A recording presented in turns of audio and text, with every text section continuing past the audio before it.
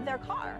And where are they going to park safely and legally in the city of LA every night? So that's what we do. So we get a lot of blocking the sidewalk, open bottle containers, jaywalking tickets. A lot of times they get their driver's licenses suspended or they have bad credit, and that helps. That's a barrier to housing, and so removing all that really helps. So the situation right now is so horrific, right? We already have people camping on the streets. It's not sanitary, it's not safe, and it's a public health hazard. So why don't we just do it in a more dignified way? And that's what Cardboard Origami represents.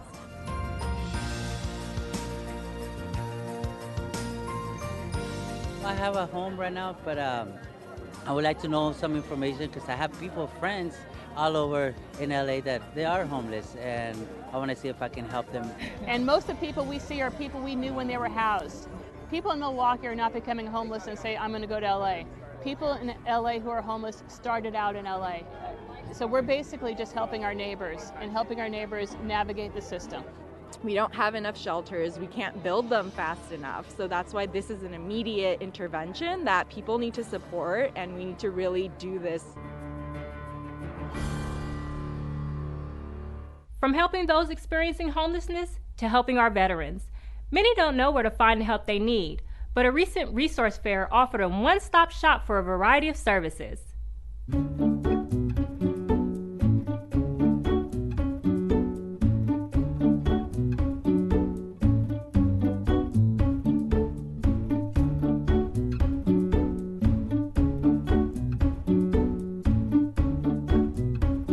The event is called Stand Up by military terms. Basically what it is that resource event where we're hoping more veterans will show up and they will find out there's job training, job reentry, mental health, home loans, all kinds of stuff that the veteran or the current military member can qualify for. Art is a part of the Children and Family Wellness Working Group, and he really had this idea of creating a resource fair, which is a stand down, and really connecting families and veterans and services all throughout Northeast LA. And I thought that was a really great idea because I do see a lot of veterans in Northeast LA. I'm also local, and I don't see a lot of events for veterans. So I really just wanted to take part in that and help support and connect veterans with all the services that they have in Greater Los Angeles. Sometimes you have to make adjustments of getting yourself in good health, mental health, and taking care of the issues that are preventing you to be successful. It's there if you want it. Spring has sprung, and folks in Sylmar celebrated the occasion with what else? An egg hunt, of course, with a little health fair mixed in.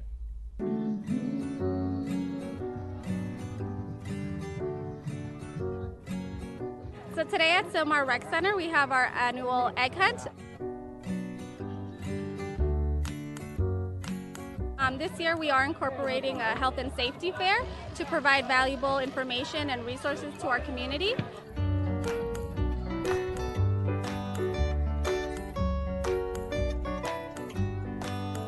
We have various arts and crafts, games, different booths that have information.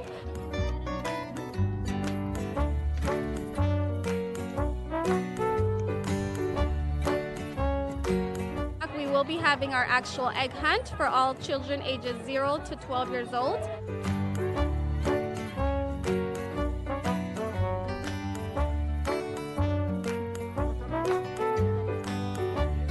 Having this event here definitely brings a lot of awareness to the programming, classes that we do offer here on a year-round basis. So our main focus is, to keep the families together, bring them out for a special time. That way everyone can have fun. Over at Exposition Park, folks enjoy their own spring festival, which featured family fun, including rides, live music, balloon making, and lots of roses.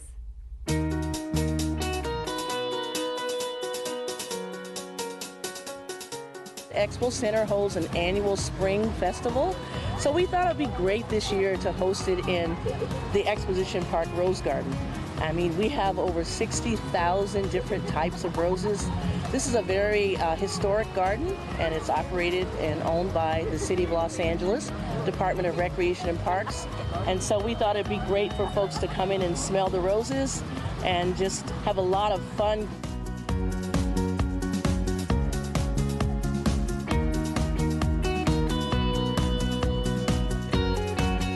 besides your presentation, what was the highlight of this day? Being able to take pictures here by the fountain and enjoy the flowers. Be here as a group. It's our first time being here as a whole group and taking these lovely pictures. My first years, I never been here, and the Rose event, this event is beautiful. For the family and the entertainment for the kids is fun. I love it. In Lincoln Heights, a brand new playground is brightening the neighborhood and encouraging outdoor play. 3, 2, 1, go!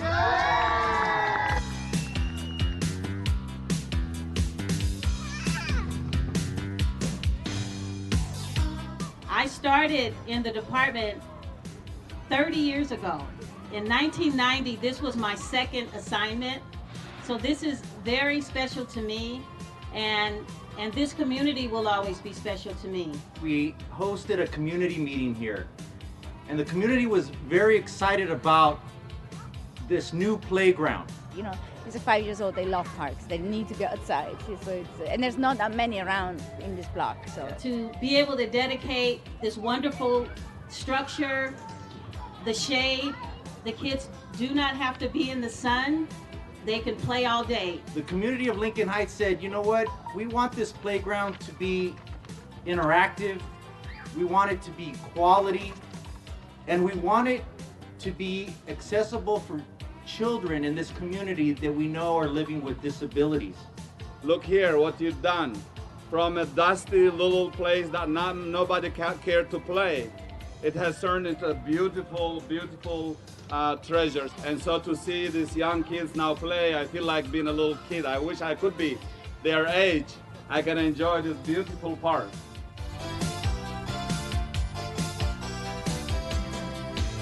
This park serves as a social, recreational fixture in the community, and we're happy to support many adventures and friendships that will be made here. My son is 5, so he's very excited. We've been waiting for it for quite some time.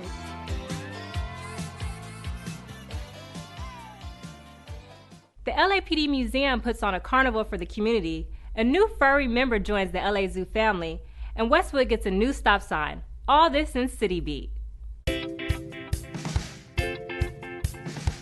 LAPD's Northeast Division recently held a community carnival in Glassell Park.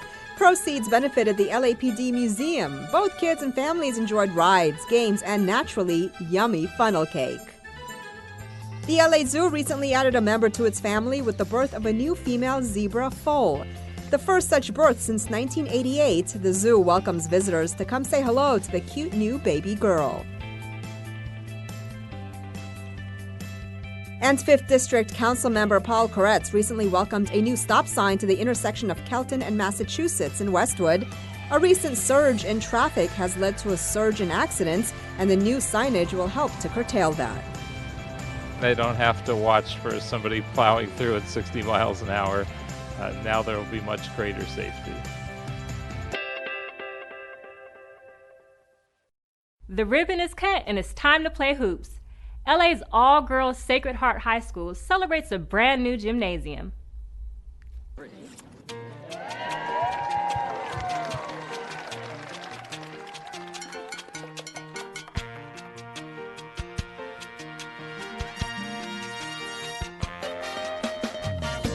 This gym has been in the making for 20, 25, 30 years, and it's a huge achievement for us. We were one of the only Catholic all-girls school in the Archdiocese without a gym. I was a student athlete, so having to practice at Lincoln Park and having to have our games there was difficult just because we wouldn't get a lot of support because it was off campus. So the fact that it's on campus now, the girls will be able to have support from their fellow Comets. We believe that young girls and young women deserve that same opportunity as young boys and men, and so we're just happy that that now we have this over here on the east side of the city.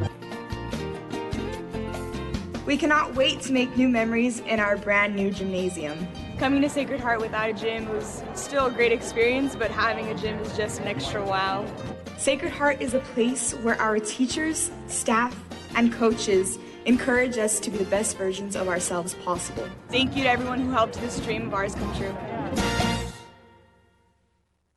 Enjoy free pancakes during a pop-up art show, raise awareness on homelessness while listening to stories from those living on the streets, and enjoy the cultural diversity of a Southeast European Film Festival. All this and things to do.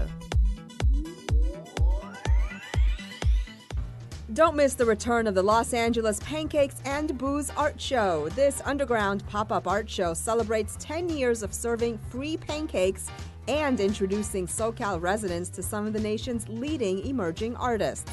This two-day event will include body painting, live DJs, and more. It's all happening at the Los Angeles Pancakes and Booze Art Show May 3rd and 4th, beginning at 8 p.m. The show is set to take over Lot 613, located at 613 Imperial Street. For more details, check out their listing on Eventbrite.com. Homeward LA is gearing up to take over LA Performance Spaces. This traveling theater company will put up a series of productions featuring monologues based on stories from people who have experienced homelessness. Funds raised from the event will go to the Midnight Mission. So do your part to support homelessness awareness and the arts by attending Homeward LA. Production begins April 26th and runs through May 5th. For performance times and venues, visit homewardla.org. Travel halfway around the globe without leaving your hometown. The 14th annual Southeast European Film Festival can take you there. This film festival showcases the cultural diversity of Southeast Europe and fosters cultural exchange through its annual presentations of films from that region. Sneak a peek at how the other half lives at the Southeast European Film Festival, happening May 1st through the 8th. For a complete listing of festival programs and venues, visit cfestla.org. And that's a look at some things to do.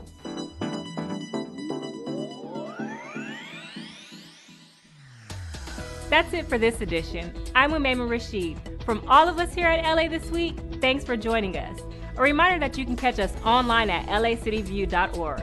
We're also on Facebook, Twitter, and YouTube. See you next week for more LA This Week.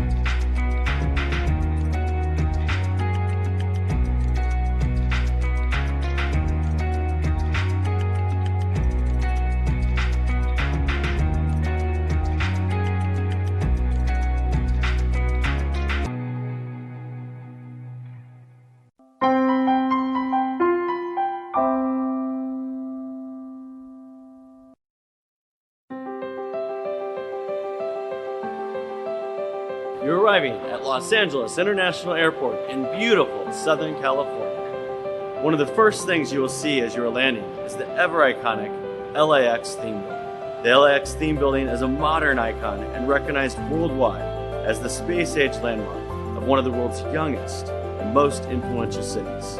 Designed by architectural firm Piera and Luckner, the building was completed in 1961 and features an observation deck and the Bob Hope USO.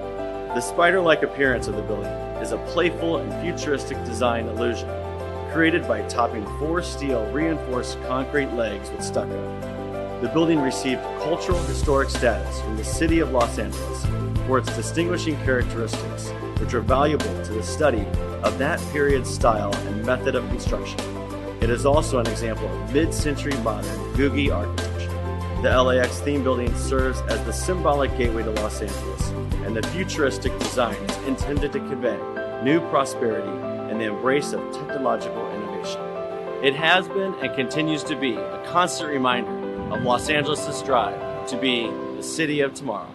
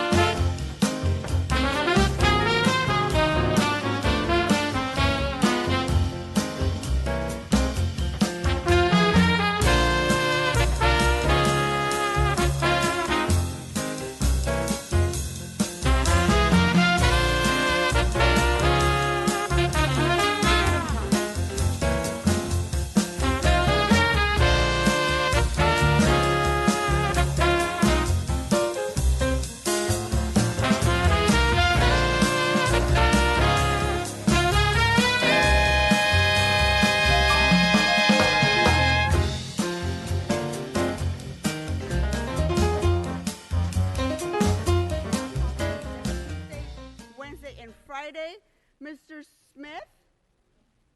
Yeah, my switch is on. Yeah, you can hear me? Are you ready for your presentation, sir? Okay, very well.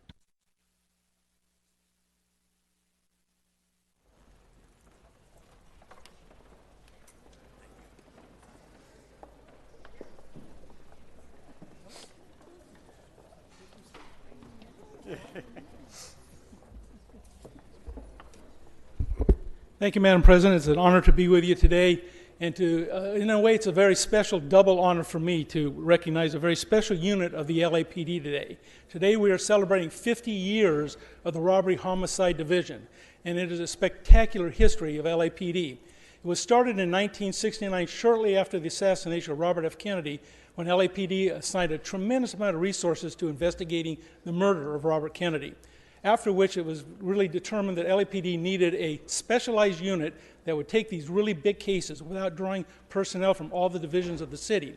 In the city of LA, we have 21 geographic divisions, 4 murder divisions, all have detectives, but we decided in LAPD in 1969 we need a very specialized unit that did nothing but really tough, big cases. And in the history of this unit, they've handled some of the biggest cases in Los Angeles history.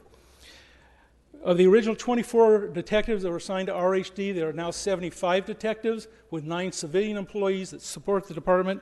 It is headed up by Captain William Hayes, who is here today, along with Commander Ann Clark, who is acting commander of detectives, who is with us as well today. It started off with just robbery homicide, has expanded over the years to include specialized units who do gang homicides, cold case homicides, something I'll talk about in just a moment, special assault, sexual assault unit, special investigations known as SIS, and our administrative unit. Over the years it has been in existence, RHD has become world-renowned for its tremendous development of innovative strategies in detective work, crime scene management, and interrogation techniques. It has been known for its cases, the cases that no one else could handle, and is the way that they've gone about handling these huge cases, the ones you're very familiar with. The Tate LaBianca murders are better known as Charlie Manson murders. The SLA shootout, the Hillside Strangler, the Night Stalker, the NBA player Jack Molina's murder, the Solomon family disappearance, the North Hollywood shootout, the Grim Sleeper, which, by the way, RHD filed on 16 murders in that serial murder case that went on for 30 years. They know of 26 that the guy probably committed, but they were able to get convictions on 16 murders, and the Western Bandit series. Currently, a number of our detectives are working on the Robert Durst case, a huge case going on that involves numerous states that LAPD is heading up. It has truly been an incredible, incredible run with LHD, and the recognition worldwide is that's one of our friends back there, is well known because of the kind of people that are in it. The extraordinary detectives who are the experts around the world in what they do, handling the really big cases. On a personal note, I was very fortunate to be the first reserve officer ever to be allowed to work in RHD 14 years ago. And with the help of one gentleman I want to recognize today, who was my partner at the time, Marty Maharo. Wave your hand. Marty was my seatmate. He guided me through the case. We were able to get a conviction on a 16-year-old murder where a man was stabbed 103 times. These are the kind of things that these people do. They are extraordinary detectives. They are the people the chief of police calls when there's a big, bad case that needs to be resolved. And these are the best of LAPD and some of the best in the world. And so I'm very honored to introduce to you today Captain Will Hayes, who is the captain of RHD, to talk a little bit about what his incredible detectives are doing. Captain Hayes? Thank you, Councilman Smith, and want to thank you for your dedication and time that you put in with us on a daily basis. You, before coming back to the council, were there almost every day working on cases, which was greatly appreciated. I appreciate the acknowledgement of the work that these fine detectives do. One of the things that I think is a misnomer is that over the years, because of the notoriety of the cases, that it's believed that we only handle all the cases that are people that are famous or infamous in the city of Los Angeles, and that's not the case. These detectives work every day helping people that are the victims of violent crimes, whether it's the individuals, those that run mom and pop stores that are the victims of robberies, the disenfranchised young ladies that are out sexually assaulted and brutally murdered, or that go years without being solved. And they put in tremendous amount of time and effort at great personal toll to themselves, with sacrifices away from their families. And so I really do appreciate the acknowledgement by the council for the great work that these people have done. Thank you very much. Thank you. So, Captain, we're happy to present to you this recognition of 50 years of extraordinary work with LAPD.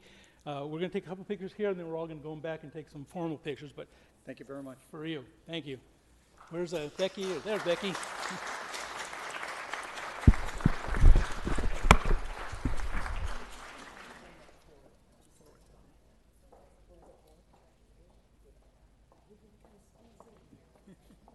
Good luck with that.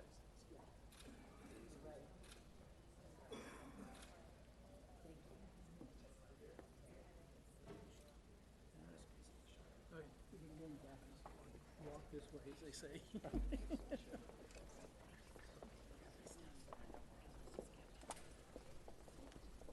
Everybody's going to be invited to the back, all the council member and the staff, for some additional photos. Straight to the back.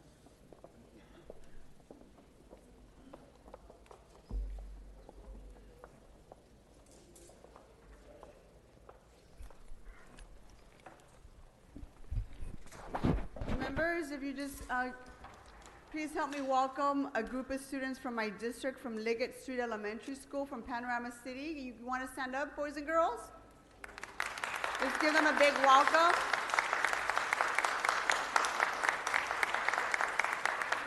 These boys and girls are visiting City Hall to further their passion on decision making and government. And I also want to recognize their teachers that are here. Mrs. Hernandez Tolentino, are you here?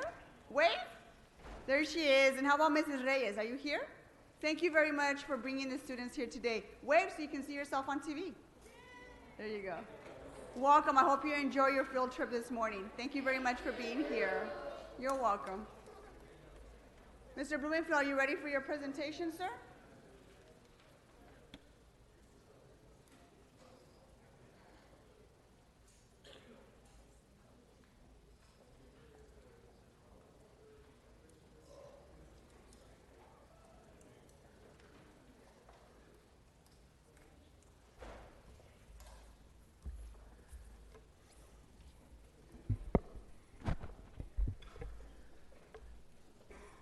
Madam President, colleagues, we are here celebrating a quinceañera of sorts.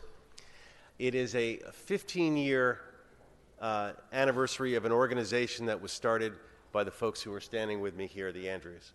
And I want to tell you a little bit about this organization because I'm incredibly proud of them and the work that they do. And I want to make you all a little jealous because they're in my district, but also to let you know that you can be part of it because they want to expand not just throughout the city, but throughout the country. And they're already on their way to doing that. Mr. O'Farrell, you have the Hollywood Walk of Fame in your district, which is fantastic. And in many ways, that inspired this organization, the Walk of Hearts. Because what they do, instead of creating a Walk of Fame, where you're glorifying our celebrities, and this is LA, we want to do that, they created a Walk of Hearts where we glorify our teachers. And so what they've done, they created this, and Joe, I'm sure, will tell you the story of how the vision came to him to do this. But every year, they scour our schools, and they come up with several teachers who've done extraordinary work over the course of their lifetime. And then they award them the Walk of Hearts. And we all go out to the street, and we have the unveiling, just like you do for the Walk of Fame. But it's incredibly moving. We have the teachers around, the students, people who've been impacted over the lifetime of this teacher's work, and it's just incredible. It started off in Canoga Park, and now we've moved. We were so successful, they were so successful. I like to say we because I've been part of this for a long time, going to their events and participating in it. But I get to do that as either the assembly member or the council member. They're the ones who have driven this. It's okay, Bob. It's we. It's we. All right. Well, Joe's giving me the we, so I thank you. But they've been doing it for 15 years, and so many lives and teachers have been touched. And now we have it right along. Westfield is being a partner in that and helping us pay for putting the Walk of Hearts along the sidewalk in front of their village. So it's pretty amazing, and I wanted you to hear from them. I wanted us to honor them as a city, so we've got a certificate for you for all that you've done. 70 teachers over these 15 years have been honored. So why don't I turn it over to you, Joe or Katie, to talk a little bit about the organization and how amazing it is. Please. Thank you. Thank you, Bob. Thank you, Councilman. Appreciate that. My name is Joe, and this is my wife, Katie. Yes, as Bob was saying, that we all know that the Hollywood Walk of Fame adequately and should honor those that have been in film or whatever it is. But before there was an actor or an actress that won an Academy Award, there was somebody behind them, and that was a teacher. And 15 years ago, we started the Walk of Hearts. It's a Walk of Fame for teachers. And as Bob was saying, every year we embed bronze plaques in the sidewalk honoring educators throughout Los Angeles. And when you mentioned scouring schools, I thought you meant we had to go clean something up. So thank you, Bob, for your support over the last 15 years. We are expanding it. Bob was able to get us to speak at the National League of Cities. We're now talking to 3 other cities throughout the United States and talking to other communities about having their own Walk of Fame. Our hope and our dream is to expand it to as many cities as possible, excuse me, and raise the public's consciousness of what teachers do and how they change lives forever. So once again, we want to say thank you very much. This Sunday, 10 a.m., if you're in the Valley, we'd love to have you come on out because we're inducting 4 more teachers into the Walk of Fame. So thank you to the City Council. Thank you, Bob. You've been a great supporter. Really appreciate it. And did you? Thank you. Thank you very much.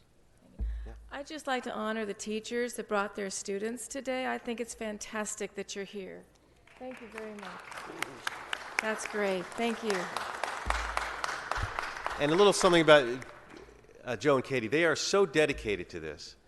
Their daughter is getting married on Saturday, and the Walk of Hearts is on Sunday. And they're making it all happen without missing a beat. So let's give them a big round of applause, and please accept this token of appreciation on behalf of the City of Los Angeles and your LA City Council and the Mayor. Thank you. Thank you. Thank you very much.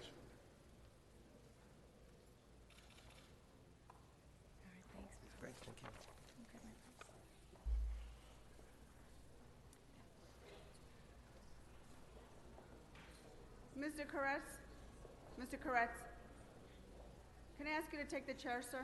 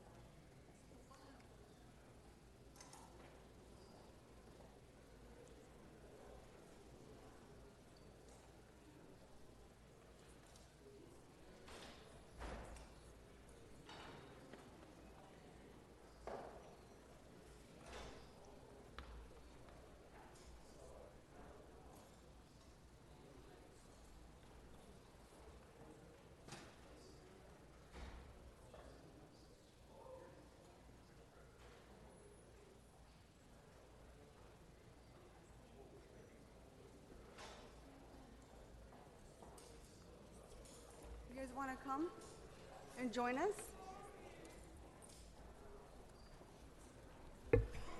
Councilmember Martinez, if you'd like to make your Thank you, presentation. Mr. President. Yes, thank you very much. So today, I would like to recognize an outstanding employee, someone who I'm really proud to call my friend. Ramon Barajas, Assistant General Manager of Recreation and Parks, is retiring today after 37 years of service to the City of Los Angeles.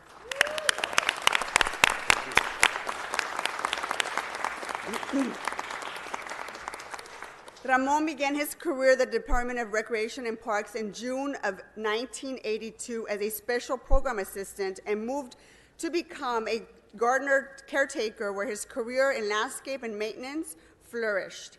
He was promoted multiple times and eventually became a principal grounds manager supervisor in 2006. It was during this time that the recession hit us greatly and affected the departments and the parks within our communities. Ramon was instrumental in tackling the challenges of maintaining park standards while working with a greatly reduced staff. But his hard work and creativity helped the department during some of its neediest times. In 2010, he helped launch our city's 50 Parks Initiative and substantially increase the number of parks and facilities available across the city, specifically focused on dense populated neighborhoods and communities that lack the sufficient open space and recreational services. In 2015, he was promoted as Assistant General Manager, where he expertly allocated the limited resources available to address the needs and maintenance issues across our 435 parks he oversaw.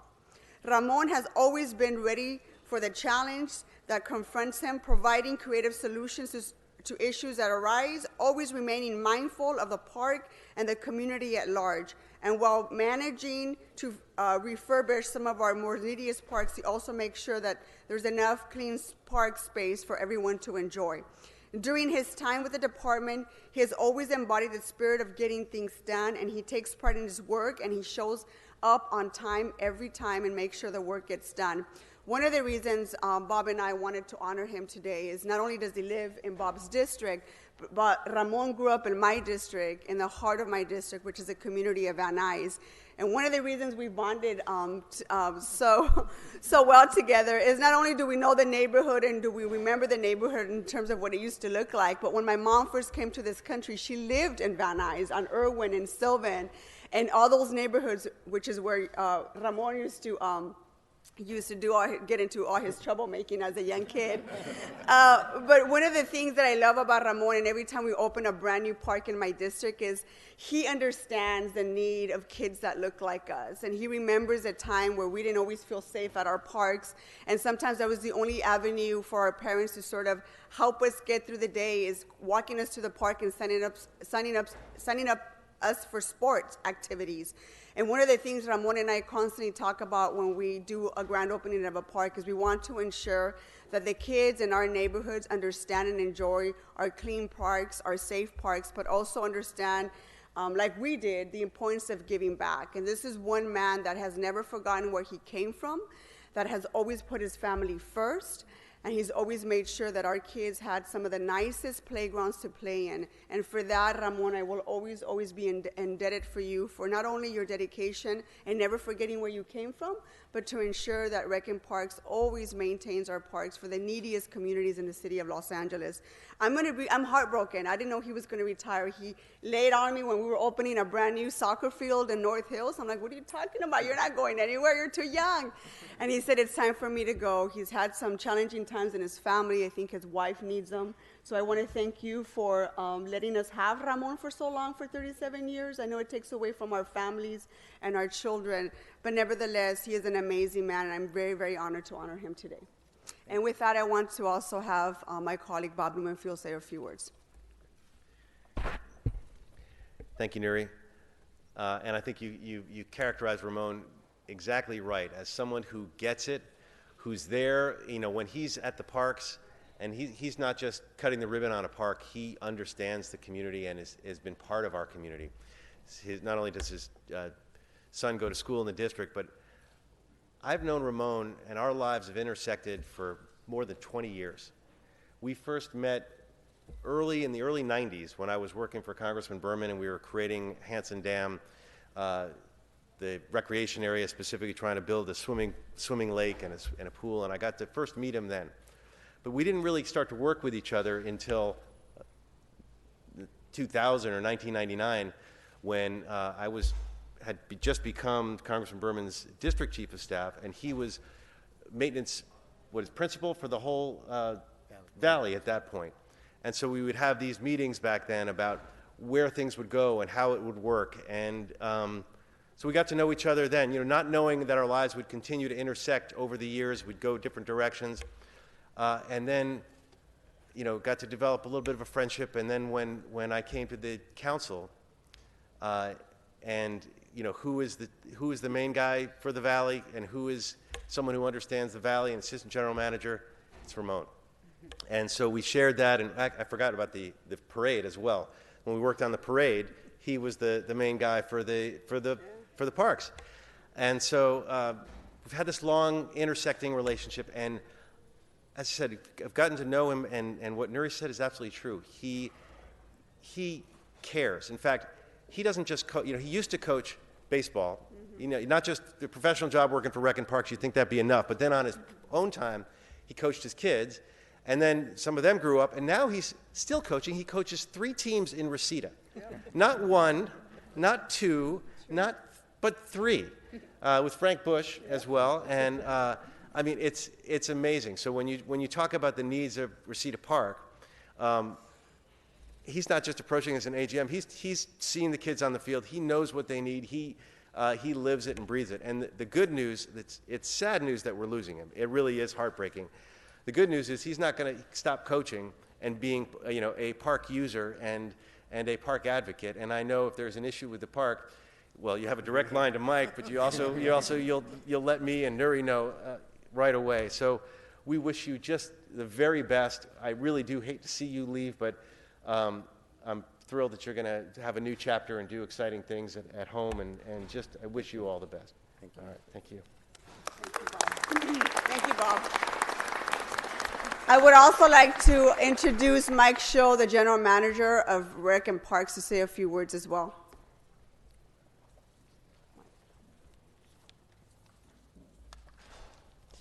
Thank you, Councilmember. I'll try not to get so emotional the last time I spoke about Ramon leaving, but I would say this is like cutting off my right arm. Ramon was one of the, when I came to Rec and Parks, initially from Public Works, Ramon was one of the very first people that welcomed me into the department, and for many, many years was actually my mentor and taught me what was right and wrong about the things that we were doing inside of the park system. And I was fortunate enough to become general manager, and it was not within 24 hours of me becoming general manager when we had a vacancy, was appointed Ramon Barajas as the assistant general manager for the department. So somebody who came from a part-time employee, I mean, he's really the epitome of what you can do inside of the city and inside of such a good department as Rec and Parks. I don't know that I could say anything more about how much Ramon cares. I mean, it really, his legacy is what he's done for so many years, the standards that he's put in place with the people that he's trained and leaving behind, the things that he's done will continue to go on for many, many years. And there's no city employee, I believe, that cares more about this city, cares more about the people and the kids of this city, and also cares about his employees, and always put everybody first. He's the most humble person you could ever meet, and just such a wonderful person. And we're 37, almost 38 years. That's a long time, and we're just blessed. The city has been blessed to have a person like Ramon for so long, and you will always be remembered. And Councilman Reseda Park will always be taken care of because he is coaching a lot of baseball there, and Ramon and I share in that passion. So I know we're going to stay in touch. Ramon is one of my best friends, and we're going to go see quite a few Dodger games together. We got some plans, but he'll always have a link. The Valley will always have that link to me for sure, as long as I'm around. But we love you, Ramon. The staff here behind you just respects you. Thank you, City Council, for honoring such an incredible man today, and we're just grateful to do this for you today, Ramon. Thank you. And with no further ado, I'd like to introduce Ramon Barajas.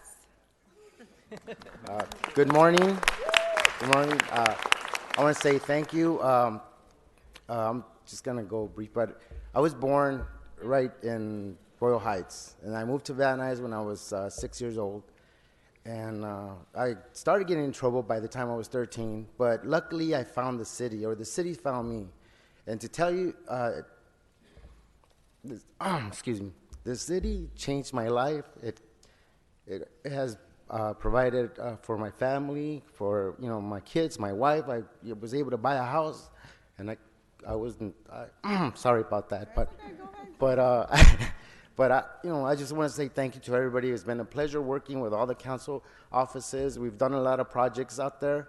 I've had, the last 10 years they went by so fast that, at work that it's just been great. I had a great boss with Mike and everybody else, all the executive staff.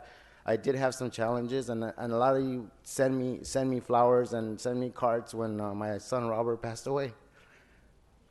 But I want to thank my wife, but I just want to thank the city of LA Recreation and Parks, for giving me an opportunity to work and to be able to provide for my family. And it's like the city's gonna provide till the day I die, because so thank you very much.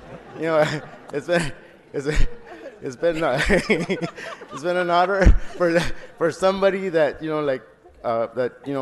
was raised by a single parent. My mom, who I remember, we didn't have a lot of money. She was making like $16 a day in the 70s, cleaning houses, and to be able to promote and have the opportunity. I just again thank you, and I'll see you guys soon, or somewhere, especially at Reseda. Thank you.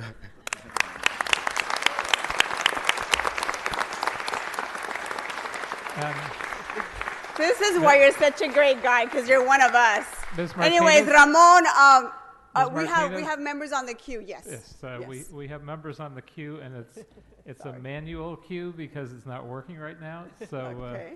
I'll call the ones I have, and then I'll ask if anyone else wants to speak. Mr. Smith. Thank you, Mr. President, and thank you very much to Ramon. I said this the other night at your event, and I'll say it again. I think if we had a poster child we wanted for the city of Los Angeles on what you can do in the life of public service, it would be Ramon. He's one of those guys that will work from the bottom to the top because he's a hard worker, he cared, he loved his job, and everybody that worked with him loved him. And you really are the poster child of what it's like to be a city employee. But I had the fortune of knowing you probably for 30 years when I worked for Hal Burnson on up through my first 2 terms, and now here again. And you were always the guy in Rec and Parks we'd go to because I knew we'd get things done. No matter what we asked, Ramon was the guy who said, let me look into it, let me see if I can do it, we'll figure out how to do it. When I got brought back to the council, I brought Mike Schull into the office, and I had a little pet project I've been working on for the last 8 years off the council called Oak Ridge Estates. It needed a lot of love and care. And I brought Ramon in and Mike in. I said, here's the things we need. We need these 4 things done. And Ramon said, I can do that, I can do that, I can do that, we can do that. Everything I asked, he said, we can do. And I looked at Mike, and Mike goes, Ramon, you're retiring in 3 months. How are you going to get that done? It's not possible. But he did it. And that's the kind of guy he was. He was a go-to guy. And in every department of the city, there may be 1 or 2 go-to guys you can go to. Some departments have nobody you can go to get something done. But Ramon was the person in Rec and Parks for the past 30-something years that if you wanted something done in Rec and Parks, you went to Ramon because it would get done. So God bless you. Thank you. Enjoy your retirement. And for you only, go Dodgers. Yeah, go Dodgers.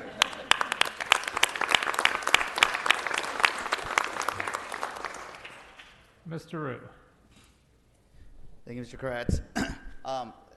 Thank you, Nuri, for bringing Ramon. And, Ramon is a legend. I mean, at your retirement party, I think we had quorum almost.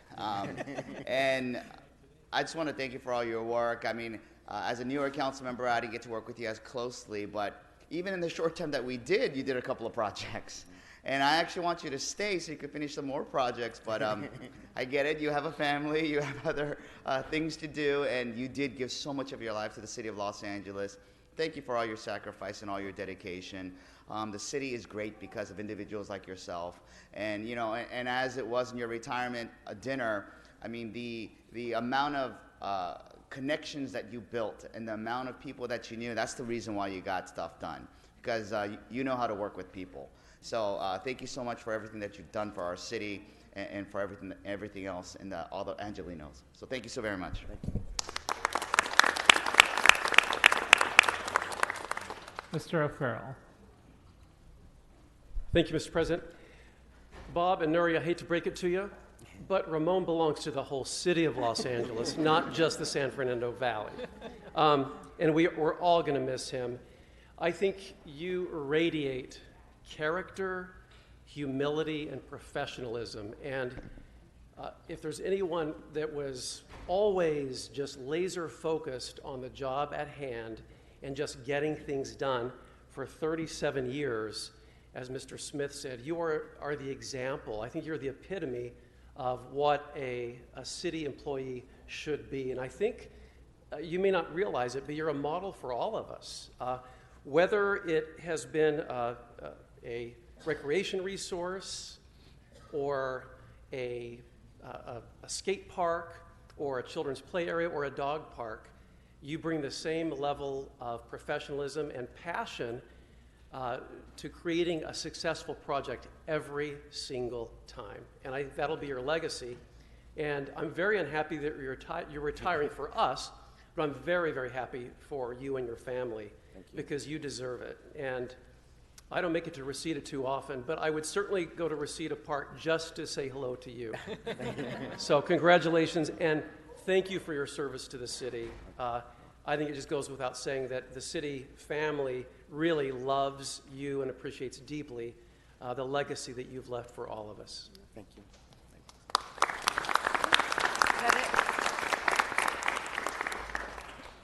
I don't see anyone raising their hands, so I'll assume there's no one else on the queue. I do want to just add that everybody loves you. We're all going to miss you. Your work in the city was an amazing story, and I particularly appreciate your help with a lawn bowling facility in the little Holmby area. And whether or not you're retired, we still have a rematch that we have planned. So I look forward to bowling against you sometime in the near future. That's a challenge. They're right there. Indeed. Well, we're both pretty good. I want to come see. You should. All right. You should join Perez us. versus Ramon. So All right. we all thank you, we all love you, and we wish you the best in the rest of your life at Beyond City Hall. Thank you, Paul. And on behalf of the City of Los Angeles and the City Council, we'd like to commend and recognize Ramon Barajas, Assistant General Manager of Rec and Parks, for your 37 years of dedicated service. Thank you very much. You get in the middle with your wife and then Mike. Why don't we do it?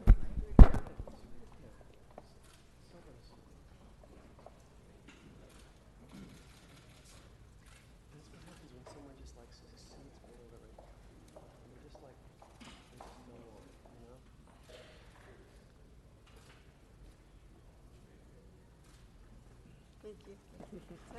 That's great. Yeah, I got it. All right. Thanks, Bob. We should go take it. We're going to take pictures of the back. Please collect all your belongings. Follow the council members to the back for some additional photos. Collect all your bags. I'd come to say hi to you too, by the way. I appreciate Not just it. for those. He'll be coaching you. Congrats, Ramon. Aw, such a good guy. I know. Just hold your arm. Hey, we got Mike's backup. So. Yeah, that's right. That's right. How am I ever going to receive that?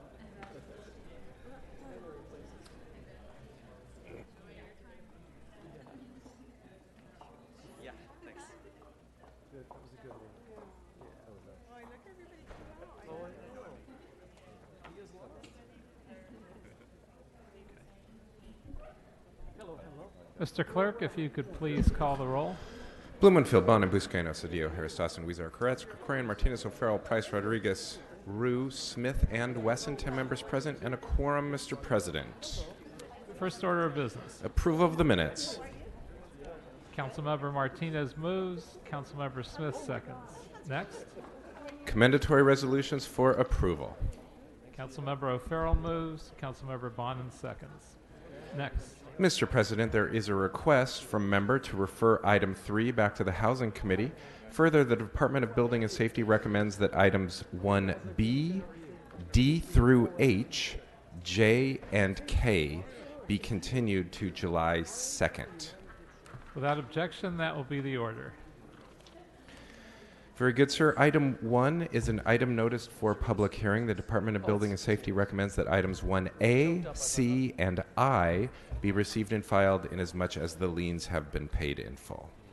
Very good. Mr. Clerk, do we have cards? Mr. President, we do have cards on that matter. Would you like to hold it on the desk? Yes, we'll We'll call those special for cards. Very good, sir. Items 2 through 8 are items for which public hearings have been held. Members, any specials? Seeing none, let's open the roll, close the roll, and tabulate the vote. 10 ayes. Next. Mr. President, on the continuation agenda, items 9 and 10 are items noticed for public hearing. Members, any specials? Mr. President, we do have cards on both items. And we'll continue item 10 for 30 days. Very good, sir. And you said we have cards on item 9? Yes, sir. Okay, so we'll call those special for cards. Members, other specials? If not, let's close the public hearing, open the roll, close the roll, and tabulate the vote.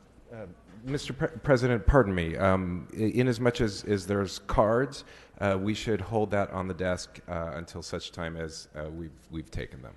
Yes. Oh, I'm sorry. Yes, we'll hold that. Very good, sir. That brings us back to the remaining presentation or items called special. Are we ready for the remaining presentation, Mr. Price? Then let's do it.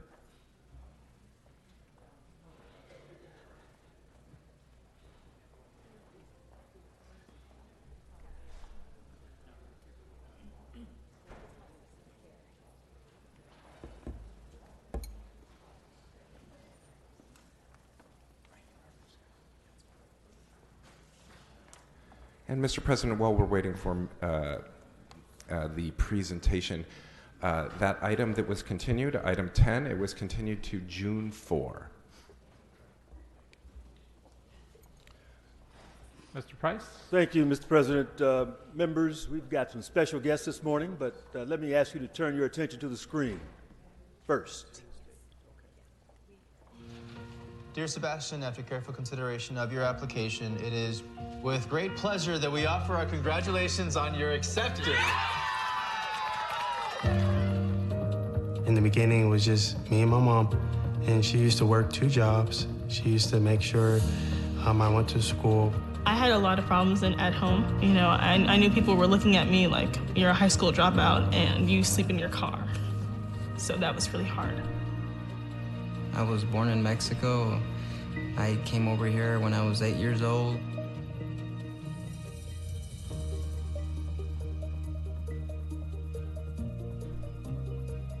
McDonald's, it teaches you a lot of people skills. Overall, it just helps you grow as a person. After you go through all the training, they teach you the skills that you need to learn. You become very proficient. You know, when I finally graduated, I was like, now I can go to college. I just dream of a bigger future for myself. All of that did start with the online high school diploma. It's crazy.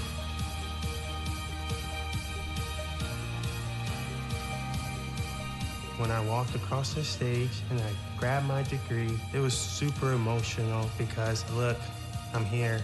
Thanks to McDonald's. You know, I came from nothing, you know, and to now being a GM and, you know, having my college degree. I was given all that help, and, you know, sometimes people, that's all they need.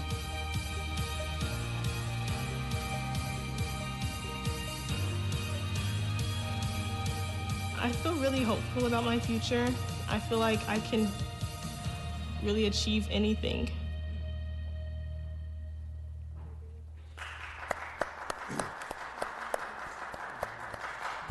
Good morning, colleagues. I hope you had a chance to grab a McDonald's breakfast in the rotunda. I'm joined today by McDonald's owner-operators from throughout Los Angeles to recognize them for their contributions to our city. As chair of the Economic Development Committee, it's important that we highlight the positive impact that companies like McDonald's are having on the lives of real people.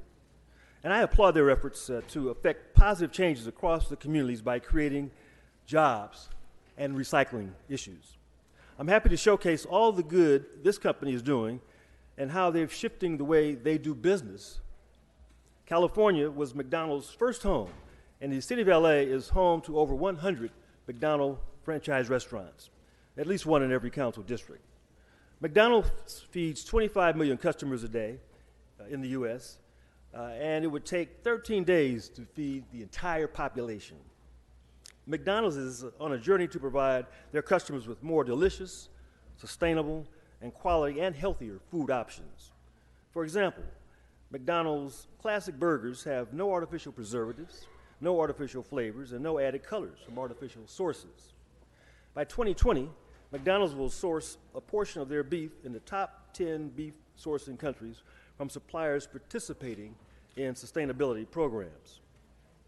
McDonald's has committed to sourcing 100% cage-free eggs by 2025 in the U.S. and Canada. Aside from transforming its food, McDonald's has been on a journey to use its scale for good. McDonald's is taking action to address climate change. Striving for a more sustainable future in LA is a priority for the City Council, which is why we've been taking some aggressive action now and setting lofty goals. Last year, McDonald's was the first restaurant company in the world to set a science-based target to reduce greenhouse gas emissions in their restaurants, in their offices, and in the supply chain. By 2025, 100% of McDonald's guest packaging will come from renewable, recycled, or certified sources and will offer recycling in its restaurants. We share a common goal to improve the quality of life in Los Angeles, such as individuals like Nicole Inaru, who is an owner-operator from the New Ninth. After working for more than a decade in the social service arena, Nicole decided to switch gears and join the family business. Her mother was a McDonald's franchisee who owned 8 locations, and Nicole soon became the owner-operator of 3 locations. Together with her mother and sister, the family now owns and operates 18 restaurants throughout Southern California, including some in the 9th District. Nicole and her family are dedicated to supporting and improving the lives of the people who work and live in the communities where they do business. She was the first African-American female to serve as chairperson of the Southern California Regional Leadership Council, which represents over 800 restaurants. And I'm proud to have her stand by me today. Without further ado, let me introduce Nicole Inaru. Nicole?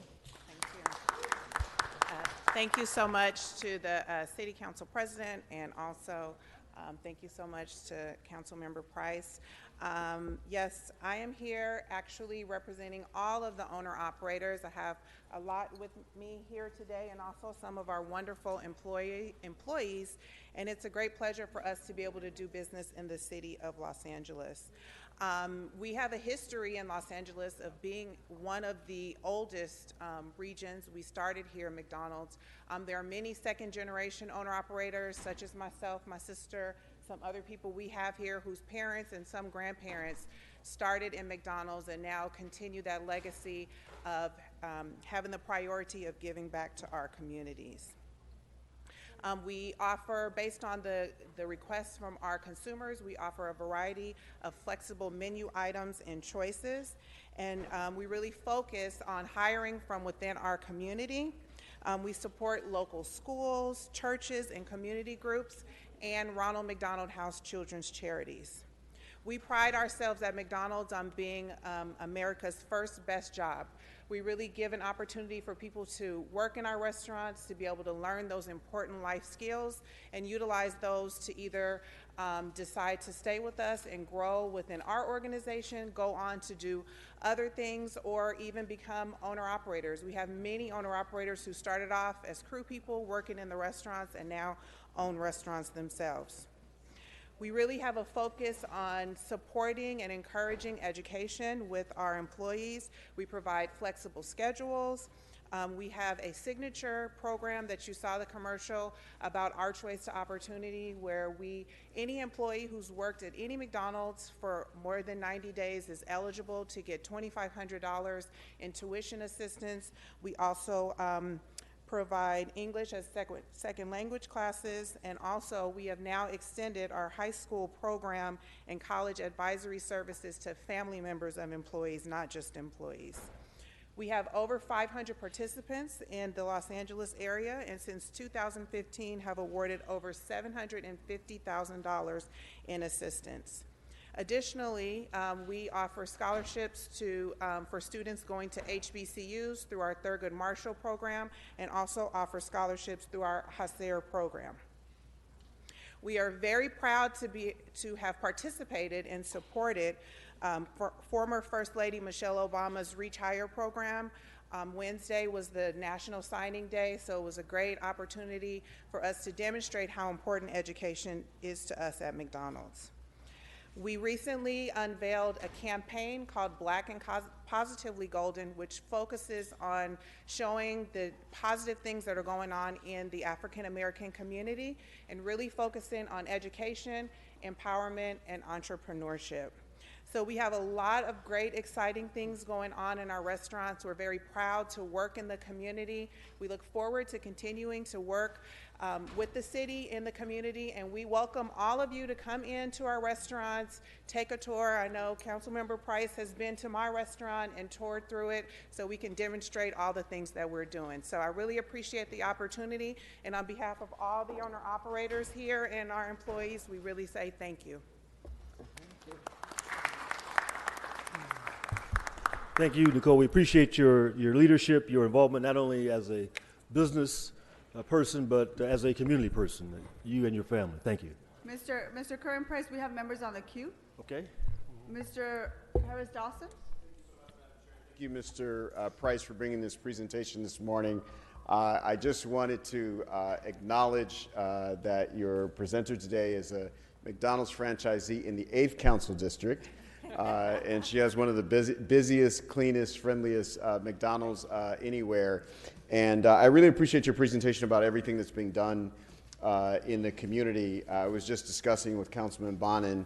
We're both past the age where we can do a lot of eating at McDonald's, but we feel the things that you all do in the community, especially the Black and Golden that we had in the Crenshaw District a couple weeks ago. So again, thank you, and anything we can do to help forward your cause, we're here for you. So thank you so much, and thank you, Mr. Price.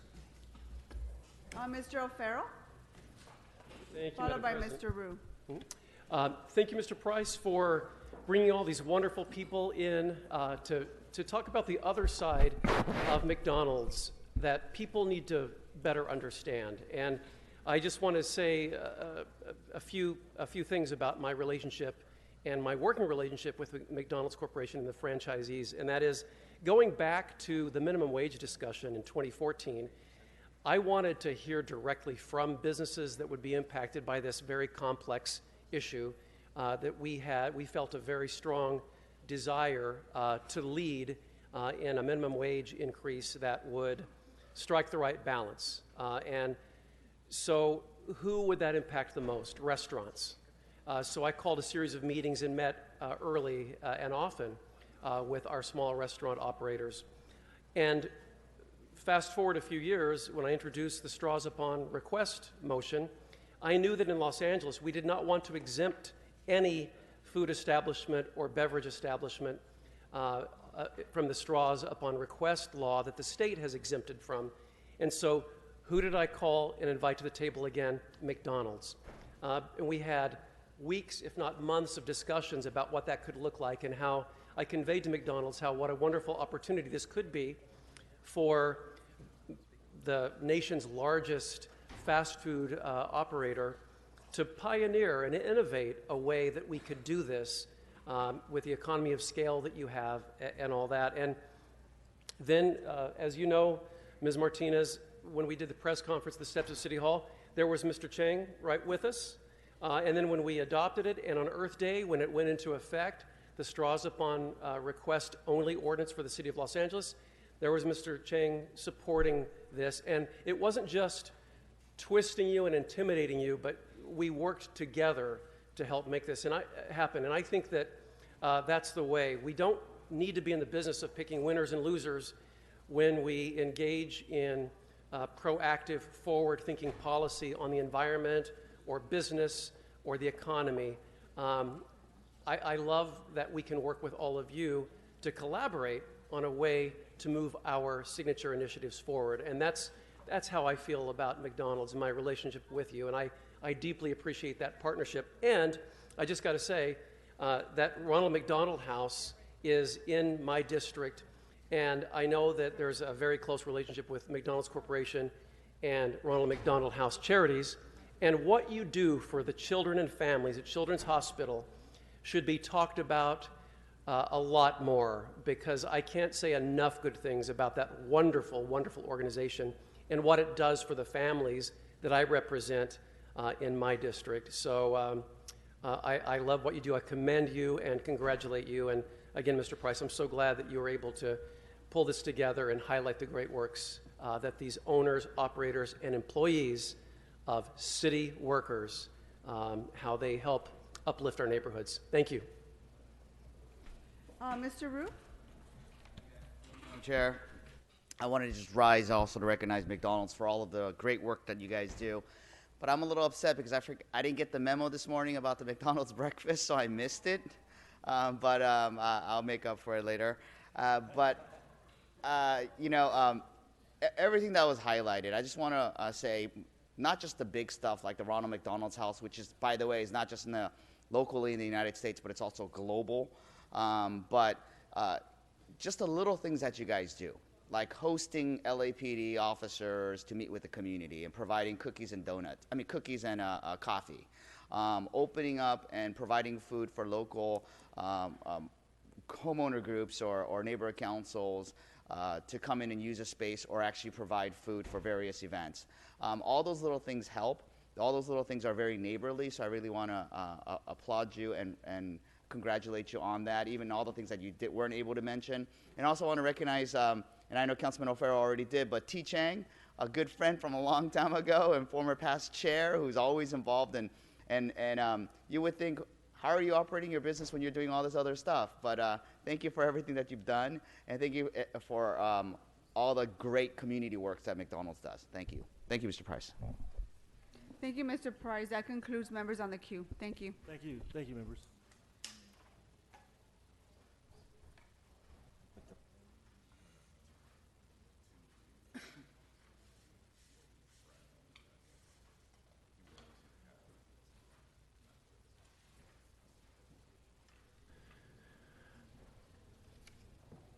And Madam President, if I may, a quick announcement in regards to the continuation date for item number 10. I spoke in error. It is not June 4, but June 5. We're continuing that item to June 5? Correct. Okay, thank you. Let's move on to multiple cards. Armando Herman? Sir, I don't need you to scream from the back of the chambers. You need to wait your turn. I've not called your name yet. Armando Herman, are you here?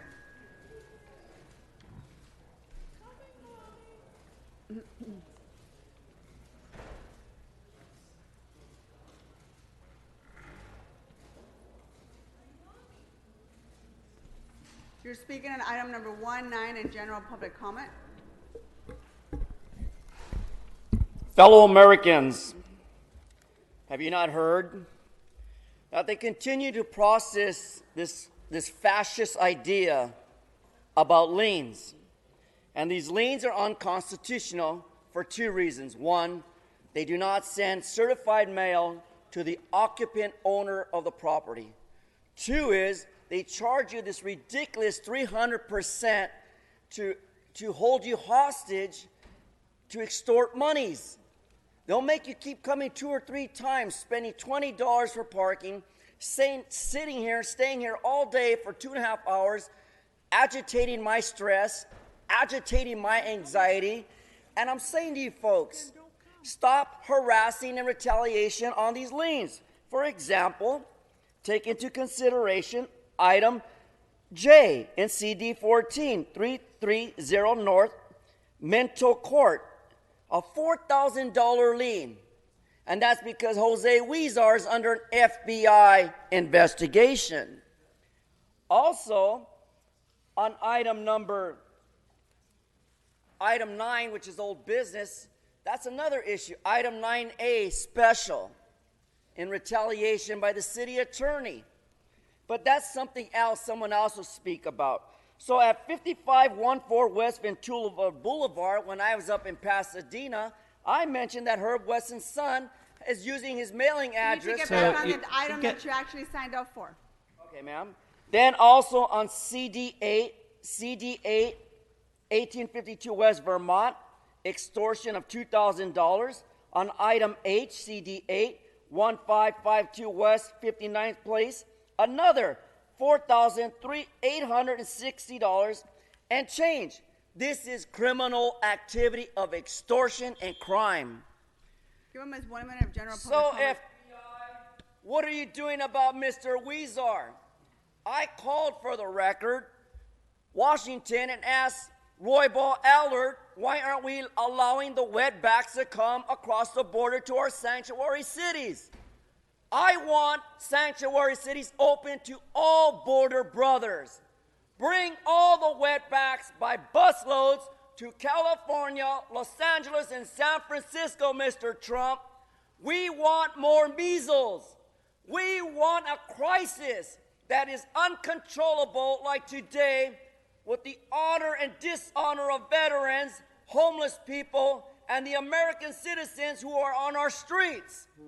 For this reason, 42 U.S.C. 1983, fuck the city attorney, fuck the DA, and fuck the Attorney General, Jose Becerra, who's now questioning the Catholic Church. Fuck the church, fuck you Catholics, and fuck Jose Weezer. Your time is up. Next speaker is Wayne Spindler.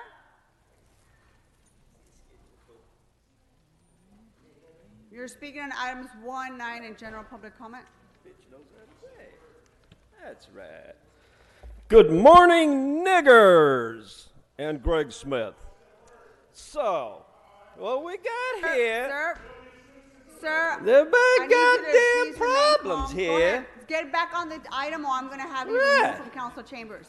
I was interrupted. May I have my time back, please? Sir, Yes, I sir, you're not, sir, you're not helping the situation here. You see Get back on the item. Can I have Mr. my Spindler, time I'm gonna back? You ask to keep leave. taking my time. So we got ourselves here, these blood-sucking motherfuckers, for example, on 1J, Jose Weezer lean, the FBI lean.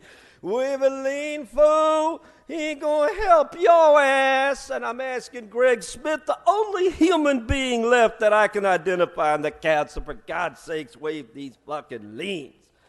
And then we get this fucking shit on number 9. Nuri, you fucking cunt, on 9. North Morella Avenue lean. They're back again. You did not waive the lien. They are back again. Why? Because you're too busy screaming. You're too busy complaining about city business. 7644 North Morella. City attorney, were you trying to email and blackmail people not to show up today on the continued item? Yes, Mr. Spindler's correct. All right. So therefore, we got business here. The business, waive the goddamn fucking lien, Nuri. Because this is the reason why your husband wants to slap you across the face when you come home. Because you're doing a stinking lousy fucking Mr. job. And you've been bringing the FBI to this building, too. So that's the reason why the city don't work. Don't worry about my husband, sir. It Get does. back on Yes, the item. He mad about it. I'm mad about it. Waive the lien on number 9. Your 1 minute of general public comment. Touching presentation yesterday on postpartum depression and how you blame your poor little baby Nuri on all of your health problems. You hate your child, and that's why you never spend time with her. You got all that money. Mr. Spindler. All that money. You got hundreds of thousands of dollars saved up. And you can't be a stay-at-home mom to raise your daughter Mr. Spindler, in would the you proper address way. something within the subject matter jurisdiction of the city, please? The fact that this woman is incapable emotionally of being the council president, as she stated yesterday, Wednesday. You want to talk about emotional stress? How about when I wake up at night and I remember the gun pointed at my head in March 30th, 2017? How do you think I feel, bitch? This is your government, bitch. This is your government, Fobble. Fuck you, fuck the police, and fuck this city council. Have a great day, Mr. Spindler. Our next speaker is Eric Previn. Are you here? You can help enlighten our day today. You're speaking on items number 1 and 9 and general public comment. Thank you, it's Eric. Thank you, it's Eric Previn. I think you need to reconsider 9 because you already voted on it, but whatever. I just want to reference that when the LAPD provides guidance about whether or not a liquor license is supposed to get, the public needs to see it. Now, this is two times you've continued Mr. Previn, we actually continued that item. Would you please just speak to items number 1 and 9, please? Continue an item. Don't worry about that, the sir. public We has announced still that have we a right to continue to speak get on back on the items that you signed up for. Again, I am speaking on the items. Item number 1, let's just go to the liens where you're comfortable, okay? Marquise Harris Dawson is doing a robust job, okay? He's got not just the highest lien, which is over, I think it's almost 5,000, 4,800, but he's also got another one at 4,000 and another one in the 3,000. And Mr. Weezar is in a sloppy second with just under 4. But you've really tuned this stuff up, and it's great because it's during a homeless crisis, so you can all feel the energy of that, about your incredible, I don't want to call it hypocrisy, but I think that's a good word, of going around with this building and safety stuff during a time, going around, Bonin is going around, I'm going to show you the data. The number of parking restrictions that have been pushed out over the last year while we're all talking about how we have to do safe parking, it's just an absolute shame. And by the way, it was nice to see Koretz gobbling up a little snack while running the meeting. Why don't we get back on the items, Mr. Previn? No, I'm trying to be on the mic. Look, items 7 and 8, I can't talk about because you put them in the Siki section, and Greg Smith hasn't stepped out of the room. So again, you're not Yeah, on but they're item both recycling 1 related. or 9. No, I am. So I'm on 9. we can- I'm on 9 now. 9, okay? Mr. Previn, 9 if you're not lives. going to get back on the items, I'm going to have you speak on general public Yeah, comment. it's Come very on. difficult because there were no agendas in the hall today, and I know that's a Okay, big problem. I think we should just send him No, to general item public 9. comment Your since general he's public been comment, warned you have multiple 1 times. minute. 1 minute of your general public comment. Start it now. Well, general public comment is that when you have a special meeting, give 24-hour notice, and folks are allowed to speak on all the items on the agenda. It is a subversion of the special meeting law to pretend that 38 departments, who will all give budget memos that will be assigned a number, is a one-item agenda. I know that you've been doing it for years. Avak gets a lot of credit. All the folks who came up with a way to disenfranchise the public have done a great job, and you're doing a pretty good job of showing the meetings. But by pretending that the whole public gets 1 minute on the budget is silly, and you should allow folks to comment on the items. Blumenfield, Bonin, I believe Koretz, and Krikorian sit here and ask good questions. The public is allowed to react after that happens. But you don't make that possible because Krikorian is in a blinding rush to be a hero somehow, to get out a little earlier this year. Like the goal is to get all this stuff approved behind the public's back before they notice. Not cool, totally inappropriate, and Mr. Fauble, so you know, a violation of the Brown Act. Okay, next speaker. Is there a Mr. Flannery here? You want to come forward? Your last name is Lunsford? Yes, it is. You're speaking on items I'm 1 and general public comment. It's just a general public comment. Okay, I've just give him signed his up. minute. Go ahead. I just wanted to say thank you. It's such an honor to be here and speak here in the chambers here, especially after seeing the 50th anniversary of the homicide division, as well as the McDonald's recognition. I think it really is wonderful to see things accomplished in the city, and as well as the Parks and Recreation too, with all that hard work. However, I'm just making a general comment in terms of public safety. As we can see here, some of the public is getting a little bit worked up, and it concerns the issue of something that adds to your distress, subtracts from your happiness, divides your attention, and multiplies like crazy.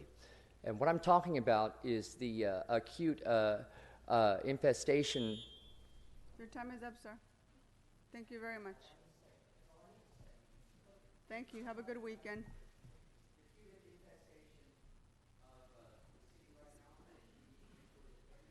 Sir, we only have a 1 minute for general public comment. Your minute is up. I need you to sit down. Thank you. The next speaker is Patricia McAllister.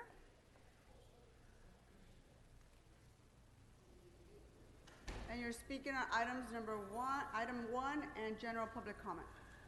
Good morning, Madam Pro Tem. Item number 1, I'm still concerned about the liens that we have on the houses. Now, what I'm really concerned about, and you guys have done nothing about it, is the 250% penalty fee. So I see one homeowner being charged $3,852 just for penalty fees. Now, that doesn't include the actual amount of the fine for whatever violation this person had. Now, I've been reading the budget, and I'll be here at 1 o'clock for people who tune in to this council meeting, the budget meeting at 1 in this chamber, if they televise it. But per the budget, for the past 5 years, the city has seen a decline in the sale of housing. So all of these houses that you're foreclosing on, they're just sitting there. They're not being sold. People are not buying anything. Why? Because of the economy and what you guys are doing with the money.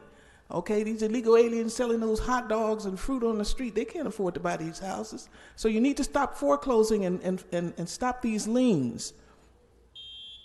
Now, again, I'd like to remind... General public comment now, ma'am. Again, I'd like to remind the teachers... Turn my mic on, please. I'd like to remind the teachers to call 1-800-540-6369 and request a participant input history report from PARS. PARS is the Public Agency Retirement Services. This is not a teacher retirement system, but LAUSD is secretly funneling teacher retirement money into PARS, and then they wipe out the account, okay? Call CalSTRS and get your report, DB contribution line report. CalSTRS, the California State Teacher Retirement System, has all the money you ever put in there. Call 800-228-5453, okay? Now, I've been working on this case, and I'm working with the city, and as a matter of fact, I'm the plaintiff and they're the defendant, and they think I'm so silly they're violating CCP 439A2, penalty on conferring. So we're working on this in court. This is not just me talking. I'm now acting as pro per. Thank you. Thank you very much. Next speaker is Arnold Sachs.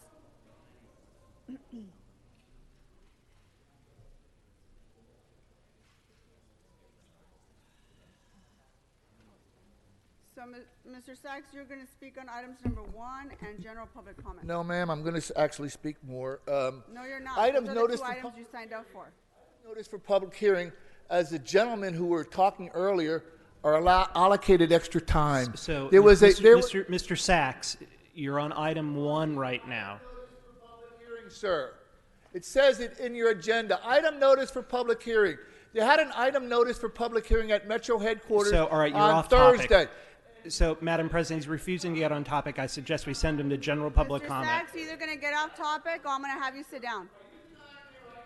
Sir, you need to Discourse get for back on public topic. hearing. Are you criminalizing me? on Then topic. read me Okay, my his time goddamn is up. Miranda Mr. rights. Sachs, If you're not going to Sergeant, read me can my you please let goddamn Mr. Sachs Miranda get back rights, to his then seat? don't Your criminalize time is done. public Mr. Sachs, discourse. you've been ordered to go sit back down. Please sit down, Mr. Sachs. Oh, he's obviously disrupting the meeting at this point. I suggest we ask him to leave. Mr. Sachs, you're being asked to be removed from this meeting. You continue to disrupt this council. Please, sergeants, can you please have Mr. Sachs removed from our council chambers? Thank you. Mr. Sachs, you disrupted the meeting. You were asked to leave. You aren't. You've now been asked. You've been removed. Please quietly leave. You are disrupting the meeting. Please leave quietly. You've been ordered removed. Okay, he's shouting all the way out, disrupting our meeting, and he's continuing to disrupt it. Mr. Sachs, I recommend you go.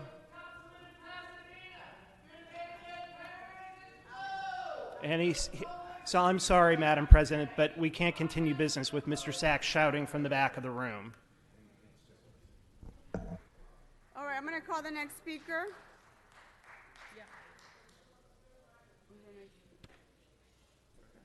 The The next speaker is Jose Estrada.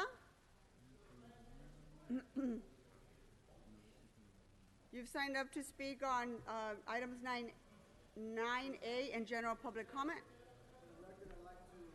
Hand out some paperwork so that we can put it on file, please. Sure, I'm gonna have, hold on. Can stop the time. Ask the sergeant to go ahead and, go ahead.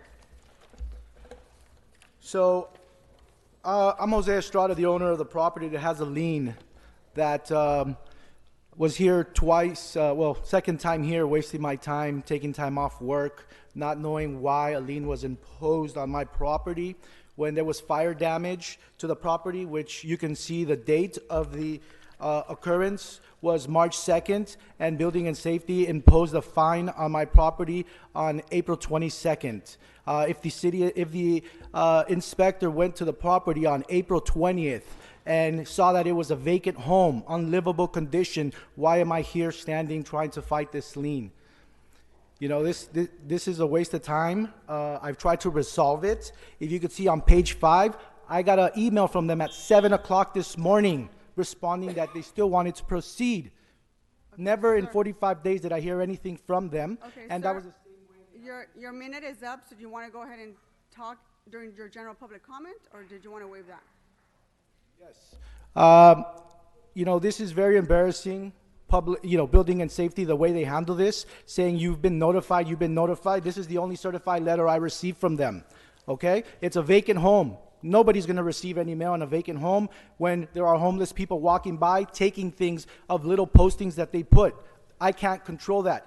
I can't control calling them several times on this matter and never getting a call back from any supervisor. 5 people I went in the department and never heard a call back. Up until today, they want to speak. I don't know, but I want this lien off my property. Say something? Let me see the video. Thank you very much. That's all. Okay, thank you. I'm going to call the next speakers.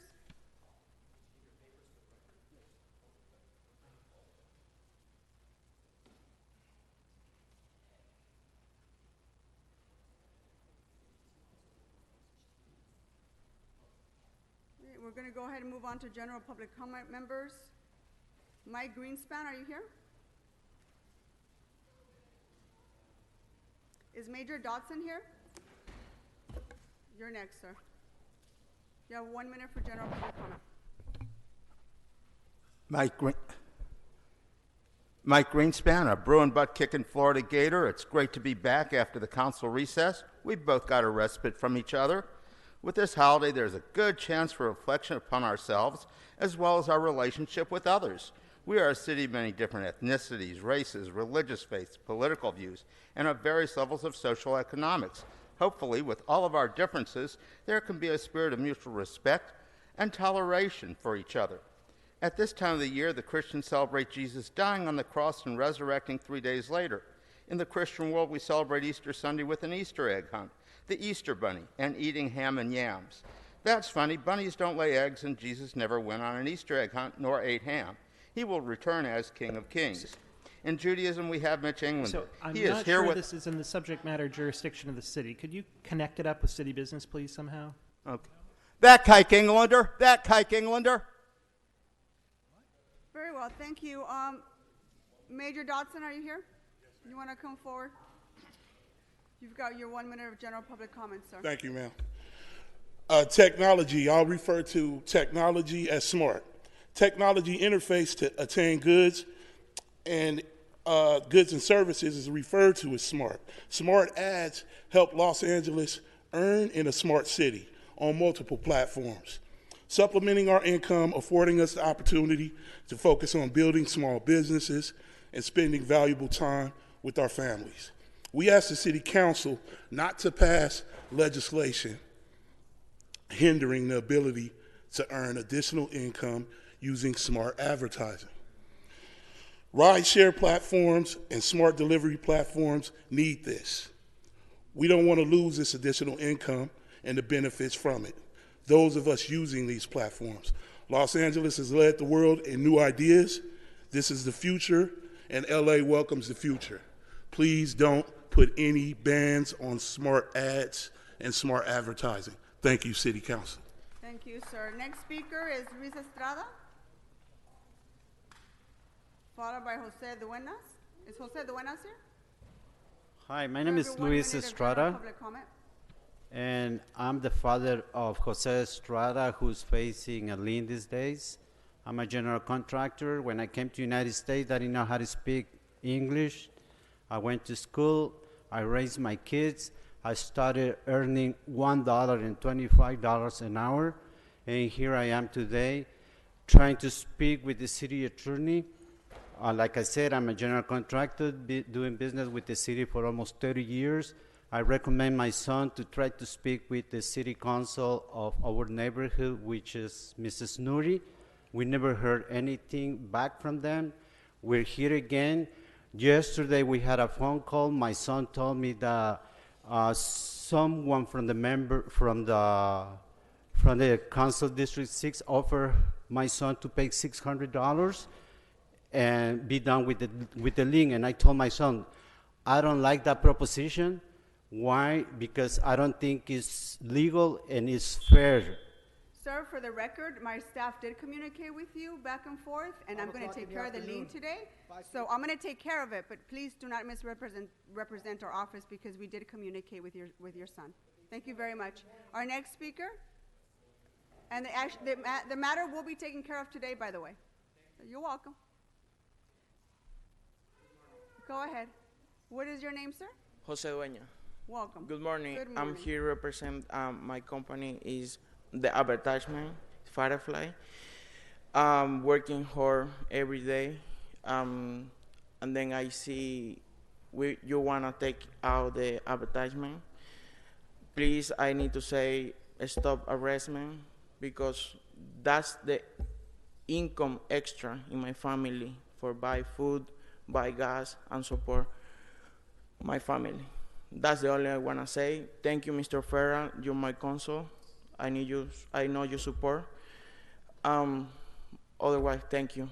Have a good day. I'm sorry for the comment over here. No, thank it's you. okay. That's part of the job sometimes. It comes with the job. All right. Thank you very much. And Have a thank you good for day. being so polite. Thank you very much. Good to see you here. Okay, Mr. Clerk, that concludes general public comment. Let's move on to this vote on the remaining balance for item number 1. And Madam President, the remaining balance are items A, C, and I. And there's a recommendation from the department on those items to receive and file them in as much as the liens have been paid in full. Okay, very well. Let's go ahead and open the roll, close the roll, and tabulate the vote. 10 ayes. Okay, let's move on to item number 9A. Go ahead, Mr. City Clerk, get an announcement on that item. And Madam President, there has been a request to receive and file that matter. Okay, let's go ahead and open the roll, close the roll, and tabulate the vote. 10 ayes. Thank you. Madam President, that brings us to the special meeting. Would you like to recess the regular and go into the special? Yes, let's go ahead and do so. Very, very good. Blumenfield, Bonham, Buscaino, Cedillo, Harris, Dawson, Weezer, Koretz, Krikorian, Martinez, O'Farrell, Price, Rodriguez, Rue, Smith, and Wesson. 10 members present and a quorum, Madam President. That brings us to item 11. It's an item for which a public hearing has not been held. 10 votes are required for consideration. Okay, we have a number of speakers on this item. So, Patricia McAllister, are you still here? Yes. Speaking on item number 1. I'm sorry, 11 on our special item, special meeting. Okay, thank you, Madam Pro Tem. Item number 11, the city wants $40 million to fix up a building. To fix up a building and to, they say buy the building. That's too much money. Now, from what I've seen from the HHH properties, I've seen the breakdown. $100,000 to fix up one unit. Now, the building is already standing, okay? $100,000, so that's where everything's being padded. It's being padded on what you're spending to do certain things. That's where I see the corruption. It doesn't take $100,000 to fix up a unit that's still sitting there. All you're going to do is put some walls up, make sure the plumbing is working, and things of that nature. Put the refrigerator in and all of that. That's not $100,000. Now, I've been going around to different departments here in City Hall because I want to find out how the budget committee is approving this. See, it's coming out of the departments first and then the budget committee. We have to hold the budget committee accountable because they claim that they're not responsible, but I think we can get some crime charges. Next speaker is Armando Herman, followed by Mr. Flannery. Are you still here? Yes, Nuri. Item 11.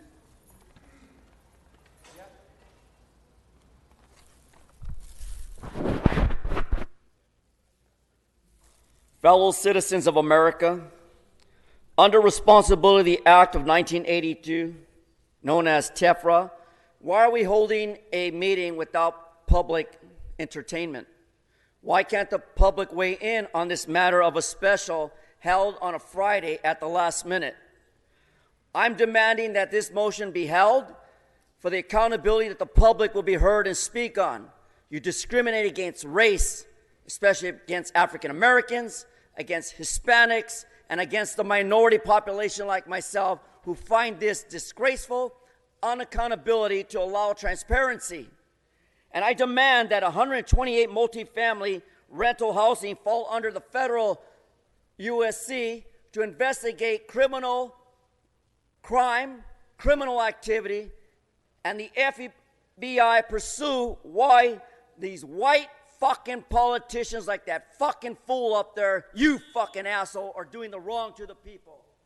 The next speaker is Flannery Langford. Are you still here? Yes, I'm here. Followed by Mr. Previn and Wayne Spindler. Item 11, sir. Okay, yes, just very quickly, I'd like to mention again how stressed out the public is in and the situation that is growing. We have a number of people that are getting confused and acting out because of. That has nothing to do with the item you signed up for. It's item 11. Absolutely, it does. Absolutely, it does. In terms of the fact that because everyone in this area is affected. You have potential for a whole huge community of people, even though I've referred to public health 6 months ago on this issue. So, if you just go on. You really need to get back on the TEFRA hearing item. I just want to make sure that everyone is aware. If they have any issues, if they should check out their public health website. That's all. Thank you so much. Thank you so much. Mr. Previn, you want to come on up? Item 11.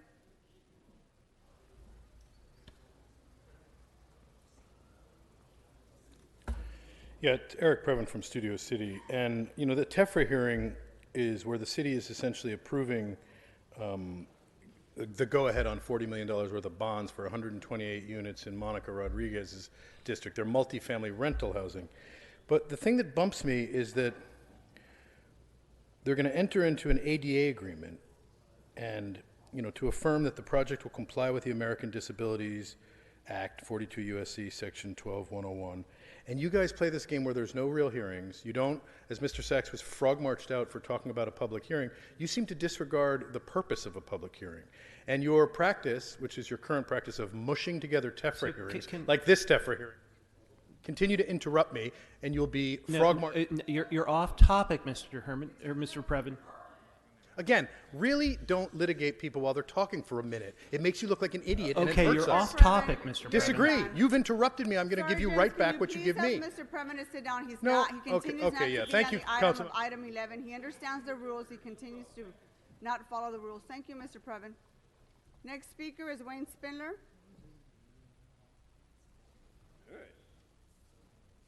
Yes, sir.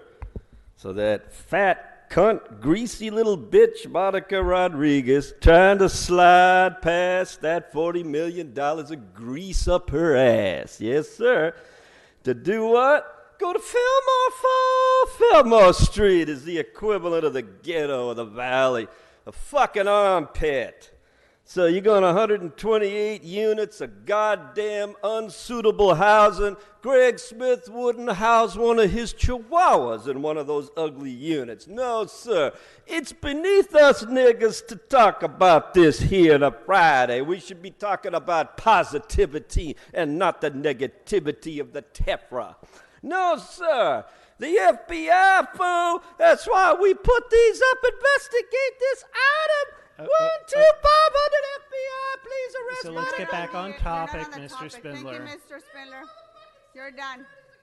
Can you ask him to take a seat, please? Caitlin Flint, are you here? Mr. Caitlin Flint. Mr. Arnold Sachs, you're back for this item. Item 11.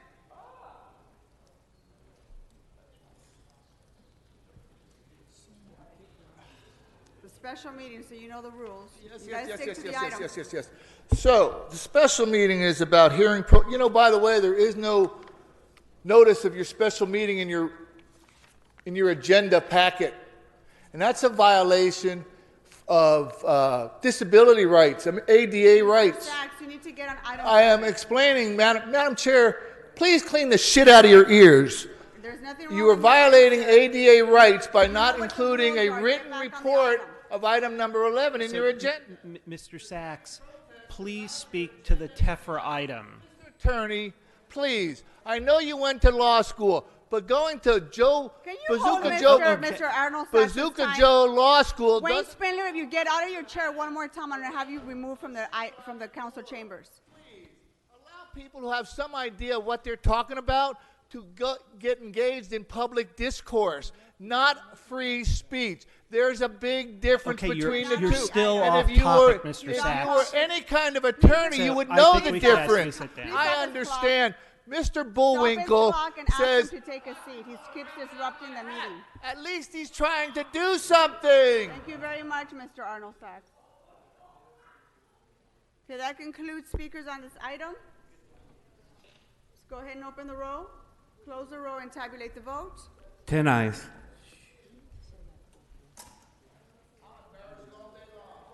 Mr. Sachs, please don't disrupt from the audience.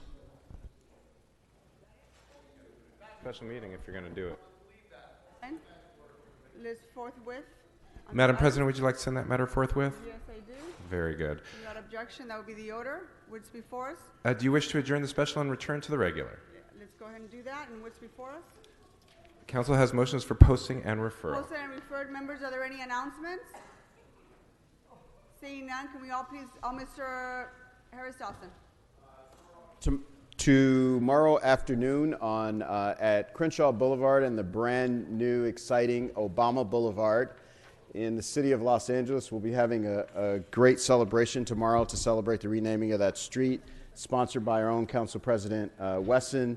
There will be music, there will be food, there will be fun and games for everybody, but mostly a celebration of this city that the President of the United States lived in and matriculated in for a few years, and the place, the location that he had his first rally for his campaign for presidency here in the city of Los Angeles, there on the new Obama Boulevard tomorrow afternoon in South Los Angeles. So, can you remind us again about the time? What time are the festivities getting started? So the festivities will start at noon and we'll go until about 6 in the evening, and there'll be stuff for the whole family there.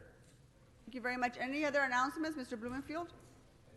You heard me give the presentation to the Walk of Hearts to Joe and Katie. Well, if you want to see it in person this Sunday, 10 to noon, Topanga and Victory, we're going to honor 4 teachers this year. Come to the Walk of Hearts. Thank you. Mr. Weezer, did you have an announcement?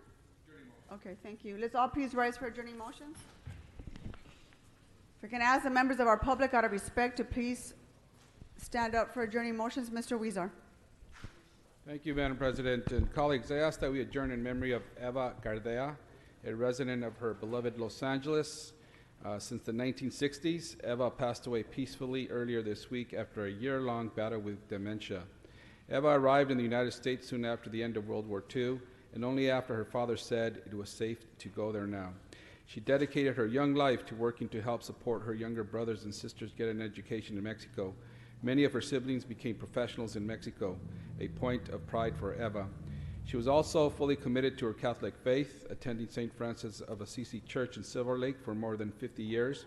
She taught Sunday school and served communion multiple times a week. The church was her second home and her community. Indeed, one of her last requests was to create a small scholarship fund at St. Francis School for families that need financial support. The third pillar of her life was her son, Jose Gardea. Eva saw him excel in school and graduate from UCLA. She carefully observed his professional development while working at Los Angeles City Hall, one of his last jobs being the chief of staff to Councilmember Ed Reyes. Eva always reminded her son that working in public service was a deep responsibility to every member of the public. Eva loved Los Angeles, and the United States. After becoming a U.S. citizen, one of her proudest moments was voting for President Barack Obama. Eva was reflective of an entire generation of immigrants who risked everything to come to this country and raise a family, an act that for her, as with so many, proved to be a blessing. Eva Gardea will be deeply missed, but never forgotten. May she rest in peace, and we send our prayers and love to her family and to Jose Gardea, her son. Thank you. Yeah, I did not know Mr. Gardea's mom had passed away, so Mr. Weezer, if I can add my name to that adjourning motion. Any other adjourning motions to my left? Any other adjourning motions to my right? Seeing none, have a good weekend. Our meeting is adjourned.